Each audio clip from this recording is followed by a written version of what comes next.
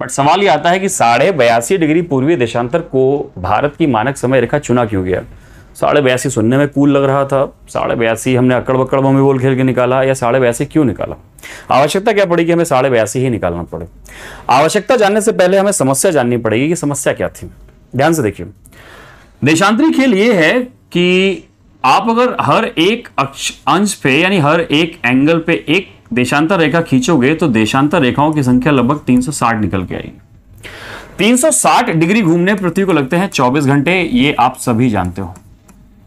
और यदि हमें जानना पड़े कि 1 डिग्री में पृथ्वी घूमने में कितना समय लगता है, तो एक मोटा मोटा फैक्ट निकल के आता है कि 1 डिग्री घूमने में पृथ्वी को 4 मिनट लगता है। यानी एक देशांतर से दूसरे देशांतर के बीच में समय का जो अंतर आता है वो 4 मिनट का आता है।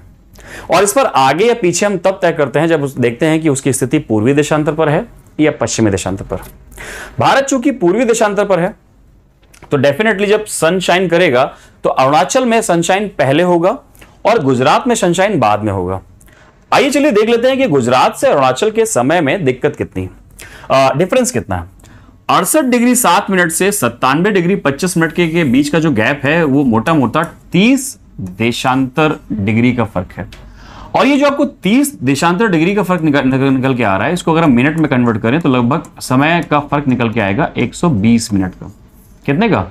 120 मिनट का। अब 120 मिनट का फर्क कितना खतरनाक हो सकता है ये आपको बताऊं मैं। कल्पना कीजिए कि आपका कोई एक फेवरेट मोबाइल नंबर जो है वो अरुणाचल प्रदेश में रहता है, उसका नाम है एक्स, और आप रहते हो गुजरात में, और गुजरात में बिल्कुल भारत के पश्चिमी बिंदु पर, जिसे आपने बोल रखा है क्या? गौर माता। क्या बोल रखा है? गौर माता। ठीक है, आप रहते हो गौर माता में। तारीख है 13 फरवरी, और 13 फरवरी को आपकी घड़ी में बज रहा है समय 9। ठीक है, आप 9:30 बजे डिनर के लिए निकले, 9:45 तक डिनर करके आप वापस आ रहे थे, और आपने सोचा कि अपने फेवरेट नंबर पर हम 10:15 तक फोन कर लेंगे, जैसा कि आप नियमित तौर पे करते हैं। आप नियमित तौर पे कॉल का जो है करने का वेट करते रह गए, और ठीक आपकी घड़ी में 10:15 पर एक मैसेज आता है, गेट लॉस्ट। ठीक है, और ये बात आपकी समझ से बाहर रही कि 10:15 बजे ये गेट लॉस्ट मैसेज क्यों आया। उसका कारण भारत की देशांतरी स्थिति का फर्क है। दरअसल ये जो देशांतरी स्थिति का फर्क निकल के आया था वो कितना? 120 मिनट का। सनशाइन पहले करता है तो डेफिनेटली अरुणाचल में समय आगे चल रहा था। 120 मिनट मतलब 2 घंटा। जिस गुजरात में बैठे आप इसको 10:15 समझ रहे थे, अरुणाचल में बैठा आपका फेवरेट नंबर की घड़ी में ये समय हो रहा था 12:15। 12:15 समय इंपॉर्टेंट नहीं, इंपॉर्टेंट है तारीख का बदल जाना, जो कि 13 से हो चुकी थी 14 फरवरी। ठीक, और भारत में संघर्ष और कंपटीशन केवल रोजगार का नहीं है, समझ रहे हैं ना आप सोच रहे थे कि आप बड़े संयोजित ढंग से जो है विश करेंगे, बट आपसे पहले कई लोगों ने जो है उस पर रजिस्ट्रेशन कर रखा था, और उनमें से जिसकी एप्लीकेशन एक्सेप्ट हो गई आप रिजेक्ट हो गए। तो गेट लॉस का तात्पर्य ये था। तो ऐसे में भारत के प्रेमी संघ में बड़ी हलचल मच गई कि इस समय के जो है विरोधाभास को दूर किया जाए। अब प्रेम और समय दोनों को ही जो है संयोजन की जरूरत होती है। हमने संयोजन कैसे किया? हमने संयोजन किया कि भाई देखिए, या तो गुजरात वालों को ये जो 30 डिग्री का फर्क है, तो इसको हम 15 तुम चलो 15 हम चले, इस तरह से सुलझाया जा सकता था। तो या तो गुजरात वाले 15 आगे आए या अरुणाचल वाले 15 पीछे जाए, तब जाकर कोई एक बीच की जगह मिल सकती है जहां के समय को हम पूरे भारत का समय घोषित कर सके। आ रही बात समझ में? तो आप अगर 68 में 15 जोड़ोगे तो उसकी स्थिति लगभग 83 के आसपास आएगी। 97 से 15 घटाओगे तो उसकी स्थिति लगभग 82 के आसपास आएगी। और हमने 82-83 का एक समांतर माध्य खेलते हुए 82.5 डिग्री पूर्वी देशांतर को भारत की मानक समय रेखा चुन लिया। अब इस देशांतर रेखा जो कि 82.5 डिग्री पूर्वी देशांतर रेखा है, इसकी इंपॉर्टेंस क्या है, इस बात को समझना। इसकी इंपॉर्टेंस यह है कि 82.5 डिग्री पूर्वी देशांतर पर जो समय हो रहा होगा वही भारत का मानक समय माना जाएगा। गुजरात में कोई बैठा हो या अरुणाचल में कोई बैठा हो, दोनों के लिए समय वही होगा जो कि आपकी भारत की 82.5 डिग्री पूर्वी देशांतर रेखा पर हो। भारत की पूर्वी देशांतर रेखा से सवाल तो यह बन जाता है कि भाई यहीं से भारत का मानक समय लिया गया है, और एक सवाल यह भी बन जाता है कि भारत की मानक समय रेखा कितने राज्यों से होकर गुजरती है। तो ऐसे 5 राज्य हमें देखने को मिलते हैं। वो 5 राज्य कौन से हैं? ठीक है, ध्यान से देखिए। वो 5 राज्य आपके निकल के आते हैं उत्तर प्रदेश, मध्य प्रदेश, छत्तीसगढ़, उड़ीसा और आंध्र प्रदेश। कितने राज्य निकल के आ गए? 5 राज्य। उत्तर प्रदेश, मध्य प्रदेश, छत्तीसगढ़, उड़ीसा और आंध्र प्रदेश। ये वो स्थान है जहां से भारत की देशांतर रेखा 82.5 डिग्री पूर्वी देशांतर पर होकर गुजरती है। क्लियर? अब एक सवाल और आता है कि ये जो आपके कर्क रेखा और देशांतर रेखा एक दूसरे को जहां पर कट करती है वो स्थान है उत्तर प्रदेश का मिर्जापुर। कौन सी जगह है वो? मिर्जापुर।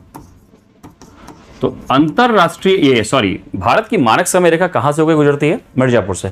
पुरानी कुछ किताबों में फैक्ट बहुत जो प्रचलित था वो इलाहाबाद का नैनी स्थान हुआ करता था, परंतु नवीन शोधों के अनुसार जो है मिर्जापुर इसका बिल्कुल करेक्ट आंसर। ठीक है, मिर्जापुर को आप कई और संदर्भों में भी जानते होंगे। फिलहाल यहां पे जो संदर्भ है वो ये कि मिर्जापुर से भारत की मानक समय रेखा होके गुजरती है। तो अक्षांशीय और देशांतरी स्थिति पर भारत पर इससे अधिक सवाल नहीं पूछे जाते। क्लियर है? अब चलिए जल्दी से देख लेते हैं भारत के जो छोर बिंदु, भारत के जो आपके छोर बिंदु, यानी भारत का सबसे उत्तरी भाग कौन सा है, भारत का सबसे दक्षिणी भाग कौन सा है, भारत का सबसे जो है पूर्वी भाग कौन सा है, भारत का सबसे पश्चिमी भाग कौन सा है। ये चूंकि तथ्यात्मक बातें हैं इसलिए इसमें बहुत ज्यादा समय नहीं लगाएंगे।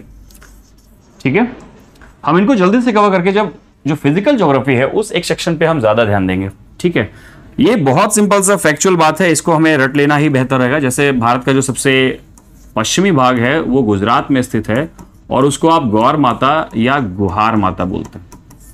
ये भारत का सबसे पश्चिमी बिंदु है। भारत के सबसे पूर्वी बिंदु की बात करें तो वो आपको सियाचिन ग्लेशियर के पास मिलता है, जिसे हमने बोल रखा है इंदिरा कॉल। क्या बोल रखा है? इंदिरा कॉल। भारत का जो सबसे पूर्वी बिंदु है वो हमने अरुणाचल प्रदेश में ढूंढ रखा है और उसको हमने बोल रखा है किबिथु। क्या बोल रखा है? किबिथु। और फिर से जब हम भारत के सबसे दक्षिणी बिंदु की बात करते हैं तो यहां पर फिर से 2 सवाल बनते हैं। भारत का मुख्य भूमि का सबसे दक्षिणी बिंदु और भारत का वास्तविक सबसे दक्षिणी बिंदु। तो अगर मुख्य बिंदु की बात करेंगे या मुख्य भूमि की बात करेंगे तो वो हो जाएगा कन्याकुमारी। ठीक है, और अगर कन्याकुमारी की बात नहीं कर रहा है, वो भारत के वास्तविक दक्षिणी बिंदु की बात कर रहा है, तो ग्रेट निकोबार के आइलैंड के ठीक नीचे एक जो है सबसे छोटा भाग है जिसे हमने बोला था पिग्मेलियन पॉइंट। क्या बोला था? Pygmalion point. तो पिग्मेलियन पॉइंट जो है वो भारत का सबसे दक्षिणी बिंदु हो जाएगा अगर पूछा जाएगा कि वास्तविक दक्षिणी बिंदु कौन सा है। और कन्याकुमारी वाला फैक्ट तब पूछा जाएगा जब आपको बताना होगा कि भारत का मुख्य भूमि पर दक्षिणी बिंदु कौन सा। तो ये बहुत छोटे छोटे से भाग हैं, इन पर बहुत ज्यादा डिस्कशन नहीं करते। जैसे एक सवाल और पूछ लिया जाता है कि भारत की उत्तर से दक्षिण और पूरब से पश्चिम लंबाई कितनी है। तो अगर हम पूरब से पश्चिम लंबाई चौड़ाई की बात करें तो ये निकल के आती है 2933 किलोमीटर। कितनी? 2933 किलोमीटर। और अगर उत्तर से दक्षिण हम भारत की लंबाई की बात करते हैं तो वो निकल के आती है 3214 किलोमीटर। ठीक, ये सारी की सारी बातें तथ्यात्मक हैं, इन पर आपको बहुत समय नहीं लगाना है। ठीक है, इन पर आपको केवल एक बार अच्छे से देख लेना है, एक बार अच्छे से ग्राफ कर लेना है, मैप कर लेना, उस पर ये सारी बातें दर्ज कर लेनी है। और मुझे नहीं लगता कि इस पर आपको बहुत ज्यादा समय देने की आवश्यकता है, क्योंकि इससे भी बेहतर और इससे भी बेहतरीन कंटेंट अभी आपको आगे मिलेगा जब आप फिजिकल ज्योग्राफी को भी मैप पर ही देखोगे, क्योंकि भारत की कौन कौन सी पर्वत श्रृंखलाएं कहाँ पर हैं, भारत की कौन सी नदी तंत्र कहाँ पर है, कौन सी सहायक नदियां कहाँ पर हैं, भारत में कौन से पठार कहाँ पर हैं। इन सबको जब हम मैप पर देखेंगे तो वो ज्यादा महत्वपूर्ण और बहुत ज्यादा इंटरेस्टिंग भी होगा। ठीक, अब यहां से हम